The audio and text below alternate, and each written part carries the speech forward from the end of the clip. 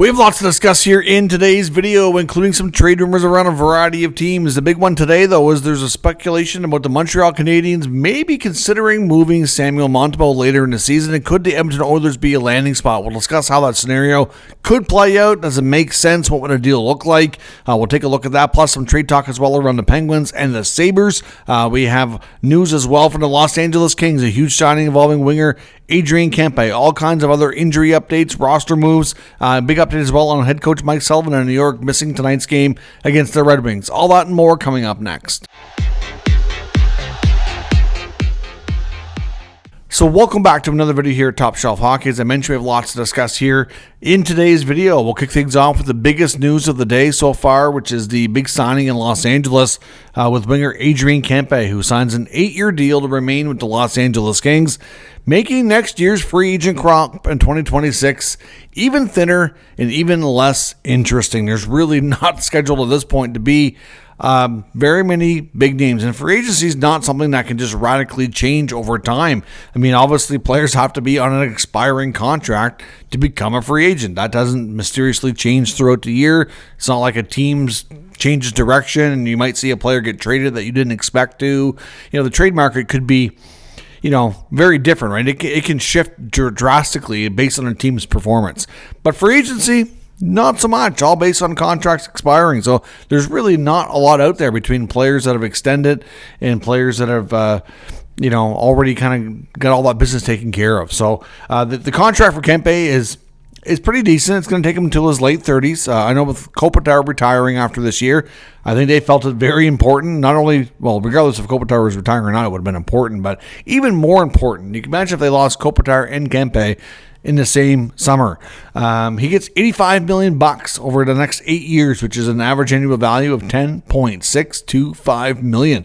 My only concern with the deal is whether or not he can remain as productive as he is now, deep enough into that contract. A lot of times on 8-year deals, especially with veterans that are going to be, to their mid to late 30s, I think sometimes teams are willing to accept the fact that the last couple of years might not be as productive. Really, a lot of GMs, I don't really think they care too much because they know that the odds of them being there and running that team still is probably not great. So they don't really care. That's going to be the next GM's problem. For right now, Ken Holland's thinking about trying to win the Stanley Cup here in the next couple of years. I mean, I don't know how long Holland's going to be there, but I mean, he's certainly, getting up there in years. I'm not sure when he ever intends to retire, but, I'm sure he's not thinking 8 years down the road. But overall, based on his current production value, I think it's a fair contract. Just my concern is the long-term viability, in years 5, 6, 7, 8, or especially 6, 7, 8, is there going to be, a drop-off and is it going to become problematic? That's the concern. But it's going to be a while before we know that based on today. Pretty good deal, and glad to see them actually get things worked out because he just seems to be a good fit and a mainstay there in Los Angeles. Now, on the injury front, roster move front, we've got a bunch of things to look at here. The Vancouver Canucks have finally updated Demko status. He's officially listed as week to week. The belief is he's going to be out somewhere between 2 or 3 weeks. They say it's not related to his previous injuries with his knee and stuff. So we will see. I think when it comes to Thatcher Demko and the injury status now, a lot of people take what the team says with a grain of salt. We've seen some of these injuries with him turn out to be more significant, linger on, etc. So, we certainly hope he gets better. They had a big win today against the Lightning. The Lightning were up 2-0. The Canucks ended up winning 6-2. A big finish to that game. I don't know that they, for a large part of it at least, really deserved to win, but they took over and they got all the important goals later. I mean, obviously, they scored a lot of goals on not really a ton of shots if you look at the breakdown, but all in all, a big 2 points for them on the road at that. Quinn Hughes played a big role in things as well, picking up 4 assists, who was back in the lineup. He was originally considered a game-time decision, but got into the lineup today for Vancouver. The Lightning today got Brandon Hagel back in that same game, so that means they sent Jacob Pelletier back to the AHL to make room for Hagel's return. Montreal got more brutal news on the injury front. Kirby Dach is the latest victim here. Of course, we just seen some of the news here in the last 24, 48 hours, and Dach joins this list here. 4 to 6 weeks that he's out with a fracture after blocking a shot. They've had to recall Joshua Waugh to take the roster spot. We'll see if he can do something with that. I mean, obviously Waugh has been a player that I think the fan base, at least to some degree, has given up on being a impactful star player. If there was ever that potential, I think there was at least a brief time when he was looked upon as maybe having that potential. At this point, I think they're kind of trying to see if he can salvage being a regular NHLer. But Dach joins the walking wounded in Montreal. Obviously, like I said, some significant injuries there with that franchise. Obviously, they had a really good start to the season, and now the injuries are just piling up. We had Alex Newhook, and we already knew that goalie was hurt, but then we get a big update on him after rehabbing for a while. Ended up having to have surgery. I'm missing a couple weeks to start with, and then he goes and has to have surgery because it's not healing well. And now he's going to be out for another 2 to 2.5 months. So that's going to probably turn into a 3-month absence by the time we're all said and done. And Laine's out long term. He's not going to be back likely until after the Olympic break or somewhere around that time frame. And then you've got, obviously, Newhook, 4-month recovery with the ankle injury. And now Dach, around 6 weeks with the fracture after blocking a shot. So just things are really piling up and testing that team and giving them lots of adversity here. So we'll see how things respond in Montreal. The Kraken today announced that Ben Myers has been returned to the AHL. Also, of course, we know in last night's game, Matt Murray left the game injured. So another goaltending injury for the Kraken. Of course, they've been running a 3-man goaltending situation there in Seattle, so I don't think they're too concerned. But Murray, of course, has been quite an injury history in his career as well. The Avalanche again recalled Taylor McCarr. They're playing the New York Islanders actually as we speak here in the background. So right now it's 2-1 Avalanche. The Bruins, of course, been playing well. Picked up a big win against the Habs yesterday. They did lose Victor Arvidsson to a lower body injury. They haven't really determined an exact time frame, but Arvidsson's going to be out for a little bit of time. He's going to miss time. We don't know that for sure, but just don't know how much. McAvoy, I think, get back with the team after taking that puck to the face. I'm sure he's having some dental work. Probably had a pounding headache from it as well. But so, yeah, they've got some injuries to deal with there as well. In Buffalo, it sounds like they've lost defenseman Michael Kesselring. We don't have an exact update and timeline, but head coach Lindy Ruff just said that it doesn't look good, and it sounds like it was going to be an extended absence. He did leave the arena in a walking boot, so obviously that's going to be an extended, longer term-ish injury. I don't know how the full details just yet. And the Flames also lost defenseman Sam Honzek as well. Freak collision. The Flames last night in their game up the Jets, they had he had a collision with Captain Michael Backlund in mid-ice. It was kind of a weird scenario. Backlund was able to get up and just kind of carry on. He was pretty well unfazed for the most part, and Honzek, though, was kind of shaken up and went off the ice, didn't return, and it sounds like he's going to miss time, but we're waiting for an official team update here as well. The other fairly significant news today as well, and we don't know the full details, of course, due to privacy, but head coach of the Rangers, Mike Sullivan, was not able to be at the game tonight as they did battle the Detroit Red Wings. Another home loss for the Rangers, 2-1. Great effort from Jonathan Quick. Unfortunately, the team couldn't give him any run support tonight, which has been the story of their games at home so far this year. It's so bizarre. Their road and away, road versus home record, and not only their record, but like the play, the ability to score. It's crazy, night and day. But Mike Sullivan did have a personal family situation to deal with, so his assistant coaches took over. Of course, David Quinn was one of the main ones there running the bench tonight. And all Quinn had to offer was that, it's always tough when you have to go home and tend to family. So we don't really know, but obviously some sort of family situation. And we also don't know because of that how long he might be away. So we'll wait for further updates on his return. Their global series wrapped up today in Sweden. For those of us on the eastern coast of Canada or the United States, it was a pretty early start today. Penguins' young goaltender Sergei Murashov, with his first NHL start, comes up huge with a shutout. So the Predators end up dropping the game 4-0 to the Penguins today.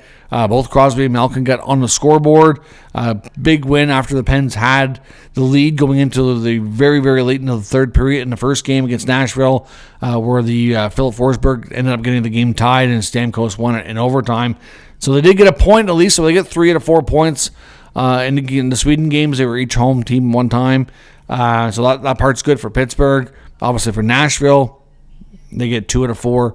So not not great, but not horrible. But obviously Nashville's in a tough spot in the standings. But to have a rookie goaltender come on and shut you out, and it's also brought questions, of course, because we've heard about this guy, the Muriel kid, is somebody I think the Penguins are very high on. And you combine that with Shea, who's played well for them. And, of course, we know veteran Tristan Jarry's been better this year so far. Had a good start to his season. Now injured and out, which is why Muriel was there and able to play in the Global Series. But it makes you wonder if, regardless of team performance, because we know that ideally many expected the Penguins to be sellers this year, to come in and not be great, which is I know what I thought they were going to be. They've surprised a lot.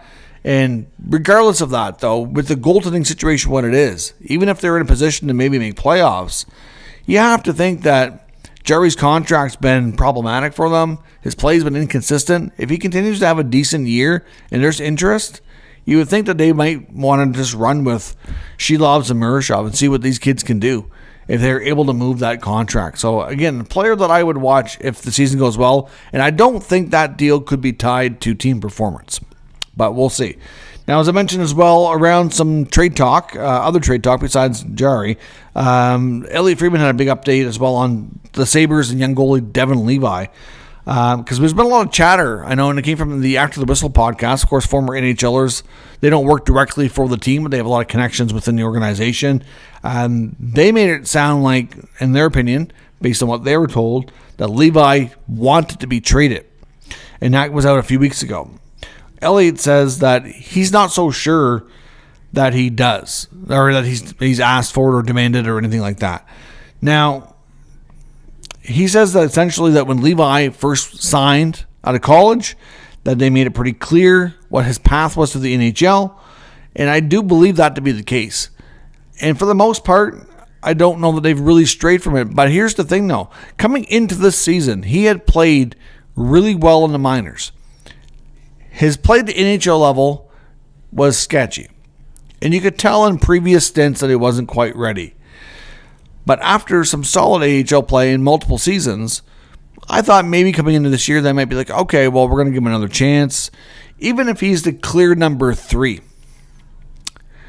And that's not even the case. So, like, they come in with UPL, Alex Lyon, and then they signed Georgiev, which made no sense to me. And then they go out and get Colton Ellis when they had a chance to grab him, because apparently he's a guy that they've really been high on and really saw an opportunity to grab him for the organization and did.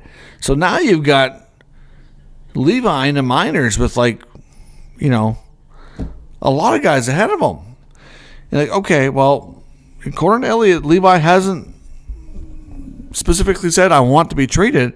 But I wonder if it's one of those scenarios where even though he hasn't asked for it or demanded it, maybe he's made it clear that he would welcome it. Because sometimes you hear players, like, they're quite open to it, they'd welcome it, but they're not going to officially ask for it. And sometimes it's more of a technicality whether or not they have or they have not asked to be traded.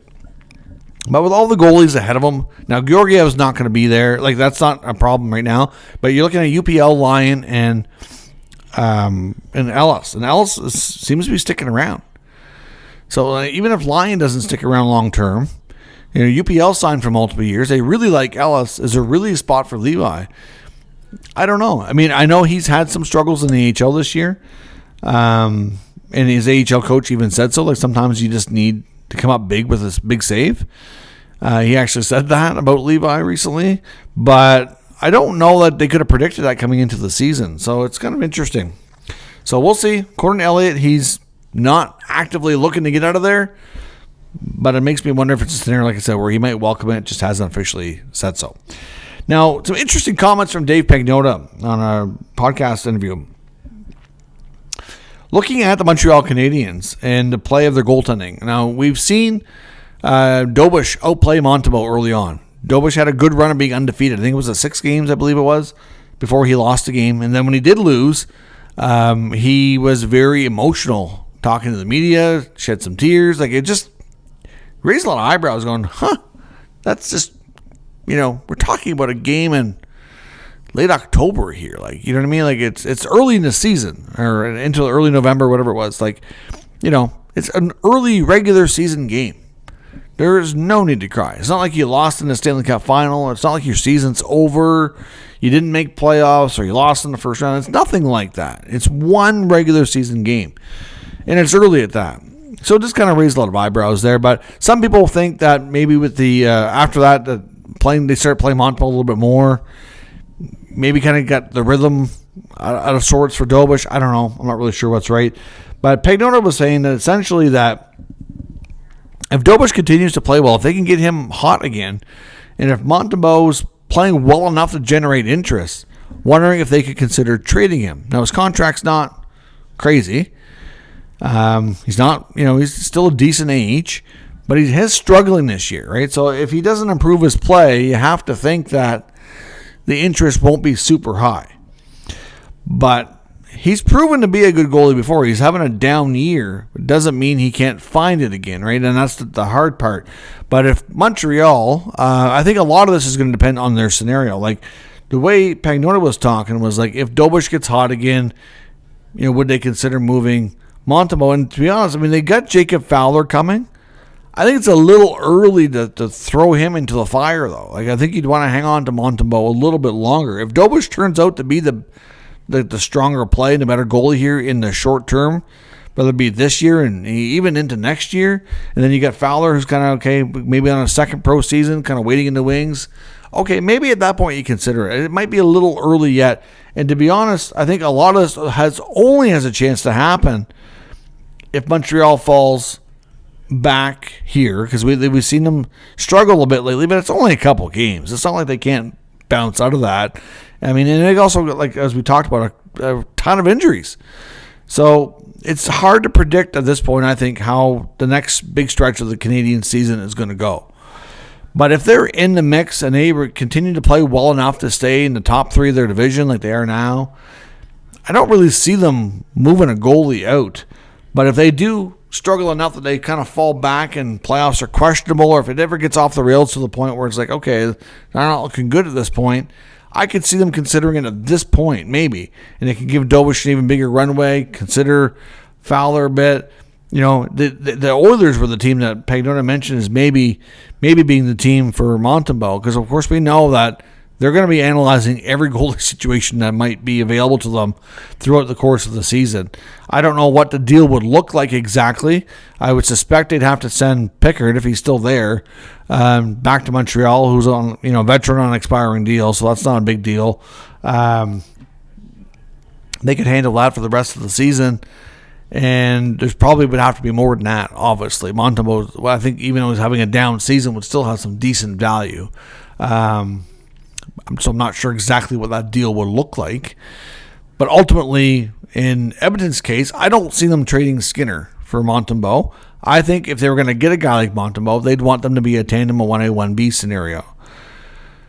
Skinner's not making a ton of money. Montembeault's not making a ton of money. Together, they're still only making combined like an average goalie, on the higher level, right? So they could certainly withstand that. It could be a good way for the Oilers to become deeper in the position.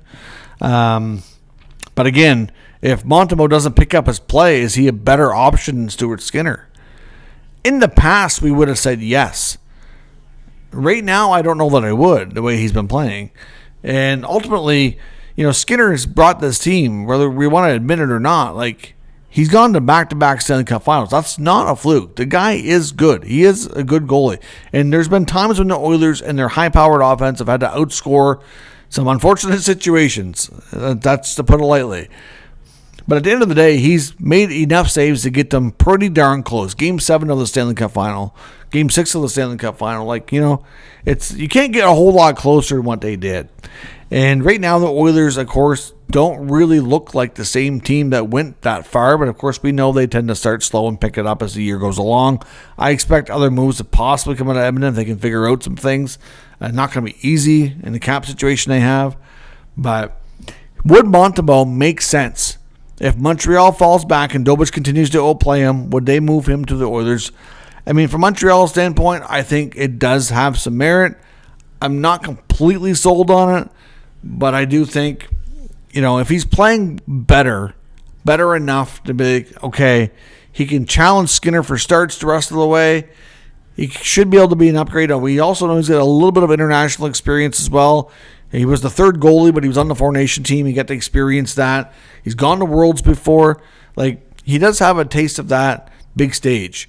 Got a chance to play in the playoffs last year. Of course, they didn't go past the first round, but still, he's had a lot of good experiences as of late. He's had some good seasons. He's been building up. It wouldn't be a terrible option, that's for sure. I don't think going into the playoffs for Edmonton with Skinner Montembeault is any worse than Skinner Pickard. That's for sure. I think we can all agree on that. It's obviously going to boil down to the price tag. Like I said, I'm not sure exactly what the Oilers would have to give up. Like I said, it would have to be Pickard, but that's not really. That would just be for money purposes. I don't know. I mean, Montreal's not going to be too worried about really a lot of prospects because they've got a ton of them themselves. So, curious what the asking price would be if they decided to go down that road. I mean, Montembeault has basically been a gift for the Canadiens, who picked him up quite a few years ago now on waivers from Florida. So, we'll see what happens, but does Montembeault make sense for the Oilers to you if the season goes along, Dobush continues to outplay him, and if Montreal's injuries get to the point that they take a step back in the standings? Let me know what you think in the comments and we'll discuss further. I'm not completely sold on the idea, but it's definitely something worth monitoring. If Montreal does fall back in the standings because of the struggles lately and all the injuries, he's probably not the only player in that team that we'd have to kind of keep an eye on, but probably one of the more interesting ones for sure. Let me know what you think in the comments. We'll discuss further. If you're new to the channel, make sure you subscribe and stick around. We'll keep you up to date with all the news, rumors, and analysis of all 32 NHL teams. Thanks for watching. I'll catch you next time.